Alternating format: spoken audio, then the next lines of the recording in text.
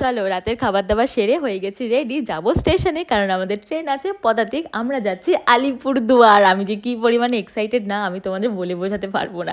আমরা শিয়ালদায় এসেই ঢুকে পড়েছি কেএফসিতে। ওই টুটুর পুটুর কিছু খাবার দাবার নেওয়ার ছিল, ওই বার্গার, ফ্রেঞ্চ ফ্রাইজ আর কোক এসব কিছু নিয়েছি। নিয়েটি আমরা চলে এসেছি। আর এই যে আমাদের ট্রেনও দাঁড়িয়ে আছে, B1 থার্ড টায়ার ছিল আমাদের।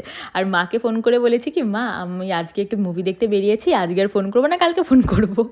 তো এই যে আমাদের যেন টিকিটও কনফার্ম ছিল না, ফাইনালি টিকিট কনফার্ম হয়ে গেছে, আমাদের REC হয়েছে। আমি শুধু ভাবছি ভাই কোনো মতে পৌঁছে গেলেই হলো।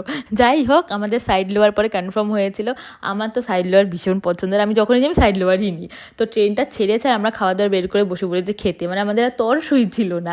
আমি শুধু ভাবছি যে রাতটা তো কোনো মতে কেটে যাবে, কিন্তু সকালটাই তো কাটতে চায় না, সকালটাই মেন আর কি ঝামেলা। নর্মালি আমার ট্রেনে যেন ঘুম হয় না, তার উপর আবার বাড়ি যাওয়ার আনন্দ, আরও ঘুম হচ্ছিল না। তো ফাইনালি সকাল হয়েছে, ভোর তখন 5টা বাজে, আমি উঠে বসে পড়েছি।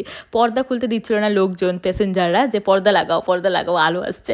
তো একটা কফি খেলাম NJP-তে এসে, রুটি তরকারি খেলাম, খেয়ে টেয়ে এই তো ফাইনালি পৌঁছে গেছি আমি আলিপুরদুয়ার, আমার প্রাণের শহর। আমার যে কি আনন্দ হচ্ছিল আমি না তোমাদের মানে বলে আমি বোঝাতে পারবো না। একমাত্র যারা বাড়ি থেকে দূরে থাকে তারাই জানে এটার আনন্দটা।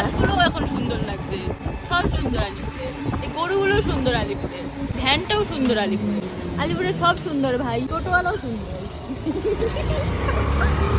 ফুচকা কাকিও ফুচকা কাকি বলছি, ফুচকা।